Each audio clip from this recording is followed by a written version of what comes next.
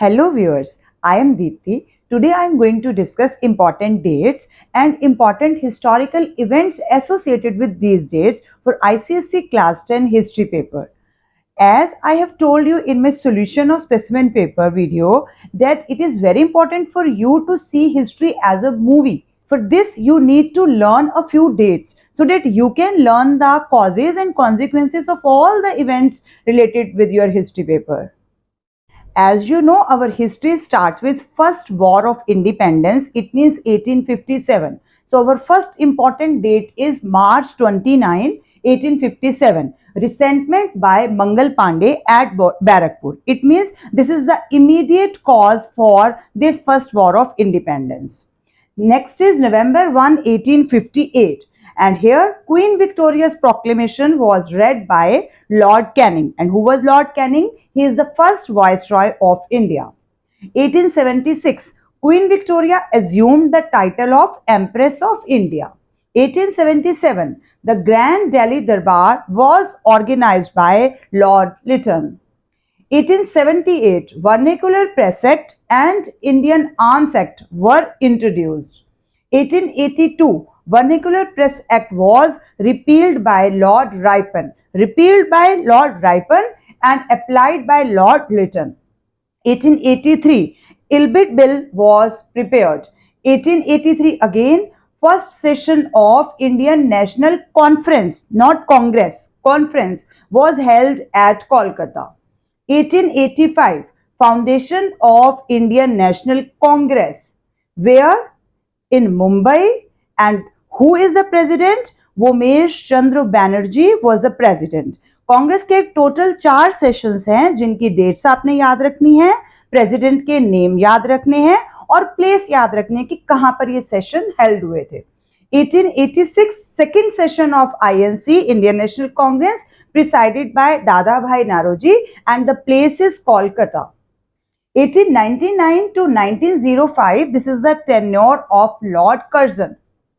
20th July 1905, the partition of Bengal was announced. 16th October 1905, the partition of Bengal was implemented. क्योंकि आपको अब MCQ questions आने हैं तो क्वेश्चंस में थोड़ी डिटेल में भी जाना है. अदरवाइज हम लिखते थे 1905 partition of Bengal, लेकिन 2 questions can be asked here. One is when it is announced and another is when it is implemented. So दोनों को लर्न करना है. 1905, Gopal Krishna Gokhale became the president of Congress and formed Servants of India Society. 1906, formation of Muslim League. 1907, the Surat split and presidentship is राज बिहारी घोष के हाथ में थी इस time में. और सूरत स्प्लिट हमारा इनका सबसे ज्यादा डिस्प्यूटेड सेशन था क्योंकि दोनों स्प्लिट जो कांग्रेस के सेक्शंस थे उनमें स्प्लिट हो गई थी, इसीलिए नाम ही सूरत स्प्लिट है. तो जगह तो पता चली गई कि सूरत है और प्रेसिडेंट है Raj Bihari Ghosh. 1909, Morley Minto reforms. 1913, Mohammad Jinnah joined Muslim League and Muslim League adopts resolution of self-governance. 1914 to 1918, this is First World War. 1916, the Lucknow Pact between the Congress and Muslim League and held at Lucknow, नाम से ही पता चल रहा है, and presidentship is under Ambika चरण मजूमदार. तो ये sessions हमारे लिए इंपॉर्टेंट हैं, पर मेरे लिए ये वीडियो बनाना बहुत इजी था क्योंकि मैंने इसके लिए जो बुक यूज की है वो है आपकी यही एडुकार्ड की बुक. हिस्ट्री सीरीज के लिए मुझे ये बुक बहुत ही ज्यादा अच्छी लगी है. एक तो इसके अंदर सॉल्व पेपर है जो हमेशा होते ही हैं, चैप्टर वाइज क्वेश्चन है, बट मैं आपको बताना चाहूंगी कि हर चैप्टर में किस तरह से क्वेश्चंस दिए गए हैं. सबसे पहले चैप्टर की थोड़ी सी इंट्रोडक्शन दी गई है, उसके बारे में जैसे लखनऊ पैक्ट है. अब लखनऊ पैक्ट में 1916 का आपको दिया गया, मेन फीचर्स लखनऊ पैक्ट के दिए गए, क्या टर्म्स थी, क्या ड्रॉबैक्स थे, क्या सिग्निफिकेंस थी. टॉपिक को पूरा अच्छे से एक्सप्लेन करने के बावजूद उसके कुछ क्वेश्चंस दिए गए हैं, उसकी ग्लॉसरी साथ में है. एंड हुज हु मीन्स कौन कौन है, जैसे सर सैयद अहमद खान है तो वो कौन है, मोहम्मद अली जिन्ना है तो वो कौन है. और सबसे अच्छी और पॉजिटिव चीज जो मेरे काम आई है इस बुक में से वो है क्रोनोलॉजी. क्रोनोलॉजी क्या होता है, कोई भी इवेंट्स जो उस चैप्टर में चीजें आ रही हैं उनके साथ जो इवेंट्स जुड़े हुए हैं उनकी सीक्वेंस क्या है. तो सीक्वेंस हमेशा डेट्स के साथ होगी, तो डेट्स दी गई हैं. जैसे इसमें सारी डेट्स है, 1905 partition of Bengal, 1906 formation of Muslim League 07 Surat split 1909 Morley Minto reform 1913 Mohammad Ali Jinnah joint first world war Lucknow pact. तो आप इस बुक से इस तरह के क्वेश्चंस आराम से रिवाइज कर सकते हैं। पास्ट 10 ईयर के क्वेश्चंस भी हैं, न्यू पैटर्न पे बेस्ड है, डिटेल्ड एक्सप्लेनेशन है, प्रैक्टिस पेपर्स भी हैं और सबसे मेन इसमें असर्शन रीजनिंग के क्वेश्चंस भी हैं। 1916 में लखनऊ पैक्ट साइन हुआ। तिलक और ऐसे बहुत सारे लीडर्स के एफर्ट्स की वजह से कांग्रेस के दोनों फैक्शंस जो अलग हो गए थे वो भी इकट्ठे हो गए और मोरओवर मुस्लिम लीग और कांग्रेस भी दे केम ऑल टुगेदर।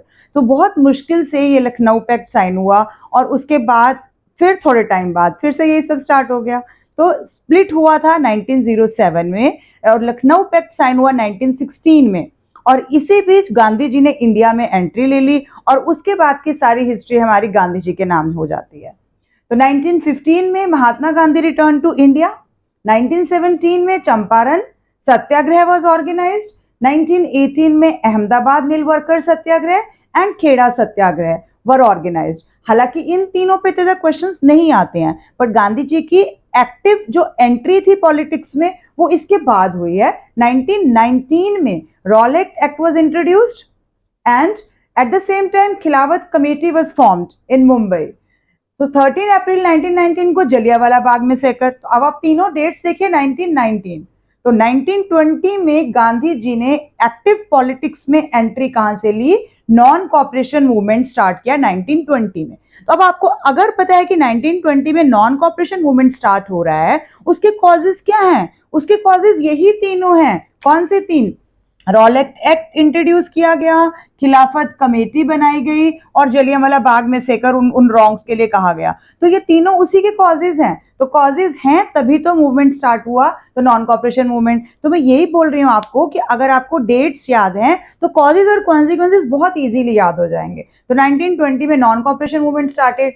5 फरवरी 1922 को चौरी चौरा का इंसिडेंट हो गया जो एग्रेशन हुआ था। इसी के चलते 12 फरवरी 1922 को withdrawal of non cooperation movement, Gandhi ji ने इस मूवमेंट को सस्पेंड कर दिया। 10 मार्च 1922 को Gandhi ji was arrested for the first time. 1928 इसके बाद डायरेक्टली क्योंकि अरेस्टेड हो गए थे, 1928 में नेहरू रिपोर्ट आई है। देन साइमन कमीशन इंडिया में आया है, Simon commission came to India. 1929 demand for Purna Swaraj. 1930 Dandi march and first round table conference. अब आपको पता है 1930 दांडी मार्च है, तो दांडी मार्च मीन्स किसके लिए दांडी मार्च किया गया था? साबरमती आश्रम से दांडी तक के लिए मार्च किसके लिए किया गया था? 1930 में ही launch of civil disobedience movement, यानी कि सेकेंड जो मास मूवमेंट गांधी जी का आया सिविल डिसोबीडियंस मूवमेंट, उसकी डेट क्या है? 1930 ही है। उसका कॉज आपको दिखाई ही दे रहा है। 1931 में गांधी इरविन पैक्ट साइन किया गया जिसके चलते सेकेंड राउंड टेबल कॉन्फ्रेंस हुई, फिर सिविल डिसोबीडियंस मूवमेंट को दोबारा से सस्पेंड कर दिया गया। 1932 में थर्ड राउंड टेबल कॉन्फ्रेंस हुई, renewable of civil disobedience movement हुआ और पूना एक्ट भी साइन हुआ। तो पूना पैक्ट का साइन होना, सिविल डिसोबीडियंस मूवमेंट का रीन्यू करना, हालांकि उसके बाद वो उतना सक्सेसफुल नहीं हो पाया जितना उस एक साल में हुआ था। और 1934 में at last end of civil disobedience movement खत्म हो गया। जो लोग सपोर्ट कर रहे थे उन्होंने सपोर्ट ही नहीं किया कि उनसे पूछ के तो वापस नहीं लिया जा रहा था, तो बाद में उन्होंने सपोर्ट ही नहीं किया। 1935 में गवर्नमेंट ऑफ इंडिया एक्ट आया जिसको 1935 ही एक्ट कहते हैं। 1939 से 1945 में कंटेम्पररी वर्ड में आपने देखा ही हुआ है सेकेंड वर्ल्ड वॉर। 1939 से 1945, then 1940 Jinnah declared two nation theory and August offer, दोनों ही 1940 में है। Then 1942 Cripps mission and quit India movement. तो 1942 में क्विट इंडिया मूवमेंट जिसने गांधी जी ने दिया था डू और डाई का, जो बहुत ही इंपॉर्टेंट स्लोगन है, वो हमने करना है 1942 में। तो उसके बाद जो डेट्स आ जाती हैं उसमें सुभाष चंद्र बोस कब पैदा हुए ये सब तो हमारे को आना नहीं है। तो जो अगले चैप्टर, यानी आपको पता है कि 1942 में जब गांधी जी का क्विट इंडिया मूवमेंट चल रहा था, इधर से आईएनए का यानी कि सुभाष चंद्र बोस का भी हमारी पॉलिटिक्स में बहुत इंपॉर्टेंट रोल है जिसको हम बिल्कुल इग्नोर नहीं कर सकते हैं। तो 1939 में Bose was elected as the president of Congress at the Tripuri session. 1939 इससे पहले की डेट्स हैं ये। 1939 में बोस का इलेक्शन हुआ था प्रेसिडेंट बनके त्रिपुरी सेशन में। 3 मई 1939 को forward block was formed by Netaji. तो 3 मई 1939 में उन्हें फॉरवर्ड ब्लॉक बनाया। 1 सितंबर 1942 को Indian national army was established. तो ये दोनों कहीं पैरेलल चल रहे हैं, इधर से गांधी जी का मूवमेंट और इधर से सुभाष चंद्र बोस की इंडियन नेशनल आर्मी। 1 सितंबर 1942 में एस्टेब्लिश हुई। 18 अगस्त 1945 को Netaji was killed in a plane crash. चाहे उनका स्पैन कम था, बट उनका जो उन्होंने जो काम किया है हमारे लिए, हम उसको इग्नोर नहीं कर सकते हैं। इसीलिए ये सारी डेट्स भी हमारे लिए इंपॉर्टेंट हैं। 2-3 ही डेट्स हैं जो हम इसमें से कर रहे हैं। उसके बाद 1945 में सेकेंड वॉर खत्म हो गई थी, सेकेंड वर्ल्ड वॉर के बारे में बात हो रही है। 1945 में इंडियन पॉलिटिक्स में और जो डेट्स हमें कुछ लर्न करनी है वो है वेवल प्लान आया था 1945 में। 24 मार्च 1946 को cabinet mission arrived at India 1946। 16 मई 1946 में cabinet mission submitted the cabinet mission plan submit भी हो गया था। हालांकि कैबिनेट मिशन प्लान में भी हमारे लिए कोई बहुत इंपॉर्टेंट क्वेश्चन नहीं है इस बार के सिलेबस के हिसाब से। 16 अगस्त 1946 को डायरेक्ट एक्शन डे जिसमें सब कुछ ही होना स्टार्ट हो गया था, सारे वॉयलेंस स्टार्ट हो गए थे। 24 मार्च 1947 Lord Mountbatten became the viceroy of India. 15 June 1947 Congress accepted the Mountbatten plan.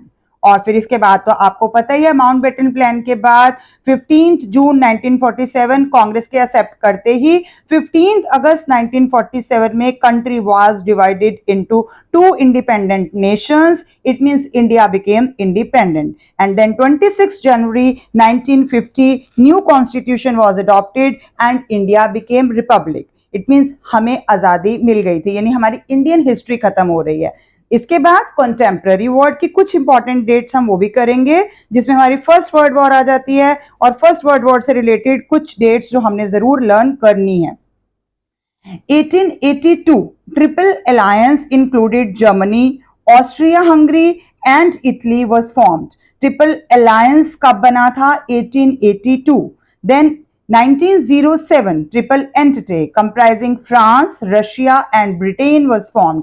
ये तीनों आपको एमसीक्यू के फॉर्म में भी करने हैं, डेट के साथ भी कर लीजिए कि ट्रिपल अलायंस किन तीन में बना है, Germany, Austria Hungary and Italy, और triple entities France, Russia and Britain. Next is 28 June 1914। हम इस डेट को कैसे भूल सकते हैं? ये है हमारा immediate cause for first world war. Archduke Frankish Ferdinand, the heir to the throne of Austria-Hungary, was assassinated. It means हमारा immediate cause है ये। 1 अगस्त 1914 में ही Germany declared war on Russia. Then 3 August 1914 Germany declared war on France. First को ही Russia पे attack हुआ है और थर्ड को ही फ्रांस पे जर्मनी के द्वारा। 4 अगस्त 1914 ब्रिटेन डिक्लेयर्ड वॉर और जर्मनी, और बदले में ब्रिटेन ने जर्मनी पे अटैक किया है 4 अगस्त को। 1915 Italy join the war against Austria Hungary and Germany की U boat sank the British ship called Lusitania. Next is 6 April 1917 US declared war against Germany. अभी तक यूएस ने नहीं किया था, वर्ल्ड वॉर 1914 में स्टार्ट हो गई थी, बट यूएस की एंट्री कब हो रही है? 1917 में, वॉर को एक पूरा इफेक्ट देने के लिए कि खत्म करा जाए उसको। 1914 से 1918 मींस हमारी फर्स्ट वर्ल्ड वॉर हो गई और 1918 means first world war ended. 1919 treaty of Versailles was signed. हम इस डेट को भुला ही नहीं सकते क्योंकि एक ना एक क्वेश्चन ट्रीटी ऑफ वर्सेल्स पे पक्का आता है।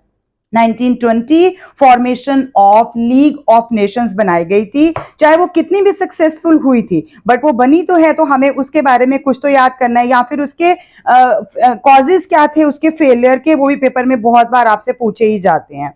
इसके बाद हमारा चैप्टर है जो नाजिज्म और फासिज्म के ऊपर है। तो 1922 rise of Mussolini in Italy and 30 January 1933 Hitler became the chancellor of Germany and he formed the Nazi government in Germany. तो हिटलर का आना और मुसोलिनी का आना, हम सारी डेट्स इनके साथ एसोसिएटेड याद नहीं रख सकते हैं, सिर्फ मुसोलिनी और इनकी एंट्री कब हुई है बस उतना सा हम इसके लिए याद करेंगे। सेकेंड वर्ल्ड वॉर से रिलेटेड अगर हम बात करेंगे तो सेकेंड वर्ल्ड वॉर के साथ रिलेटेड हमारा आ जाएगा 1 सितंबर 1939. German invasion of Poland, beginning of second world war, यानी कि immediate cause for second world war, Germany ने जानबूझ के पोलैंड को इन्वेड किया ताकि सेकेंड वर्ल्ड वॉर स्टार्ट हो सके. 3rd September 1939, declaration of war by England and France against Germany. 7th May 1945, Germany ने सरेंडर कर दिया. Germany surrendered. 6th August 1945, atom bomb dropped on Hiroshima. 9th August 1945, atom bomb dropped on Nagasaki. 15th August 1945, surrender of Japan and end of second world war. तो आपको पता है first world war और second world war दोनों से related एक question जरूर आता है. फासिज्म नाजिज्म कंटेम्प्रेरी वर्ड में से भी आपको क्वेश्चंस करने ही हैं. फिर यूनाइटेड नेशंस का एक क्वेश्चन आता है आपको पेपर में. इन्हीं में से तो आपको चॉइस मिलती है. बार बार जब मैं वीडियो बनाती हूँ तो क्वेश्चन आता है, मैम पेपर तो 80 मार्क्स का होता है, वीडियो 110 मार्क्स की क्यों बन रही है? भाई चॉइस देनी छोड़ दी क्या काउंसिल ने? चॉइस क्यों नहीं आप लोग याद रखते हैं? October 24, 1945, UNO was formed at San Francisco and it officially come into existence. UNO का आना हमारे लिए एक बहुत ही इंपॉर्टेंट हिस्टोरिकल डेट है, चाहे कंटेम्प्रेरी वर्ड के, बट हम इसको इग्नोर नहीं कर सकते हैं. 24 अक्टूबर 1945, UNO was formed at San Francisco and it officially came into existence. तो यहाँ हमारी बहुत सारी डेट्स जो इंपॉर्टेंट हैं वो हमने ऑलरेडी कवर कर ली हैं. मेजर एजेंसीज में से आपको ज्यादातर उसके फंक्शंस पूछे जाते हैं कि किसने क्या बनाया, कौन कौन सी तरह से उन्होंने कौन कौन से फील्ड में कैसे कैसे कंट्रीब्यूशन दी है. 11 दिसंबर 1946, UNICEF was formed. 4th November 1946, UNESCO was formed and 7th April 1948, World Health Organization WHO was formed. तो यूनिसेफ, यूनेस्को और WHO आपको पता ही है, इनकी कॉन्ट्रीब्यूशंस भी आपने करनी होती हैं, तो इनकी फॉर्मेशन की डेट भी आपको पता होनी चाहिए कि ये कब कब फॉर्म हुए हैं. और लास्ट में आता है हमारे पास नैम यानी कि नॉन अलाइनमेंट मूवमेंट. तो नॉन अलाइनमेंट मूवमेंट में कोई पर्टिकुलर डेट ऐसी है नहीं है, बस इसमें आपको पता है कि नेहरू जी का इंडिया की तरफ से पंचशील का जो प्रिंसिपल है वो है, और बाकी नैम में क्या किसको आगे रखा गया था, ऑब्जेक्टिव्स क्या थे, इसी तरह के क्वेश्चंस आपको आ जाएंगे इसमें से. तो with this I conclude my today's video related with the dates of Indian history as well as contemporary word related with ICSE class 10.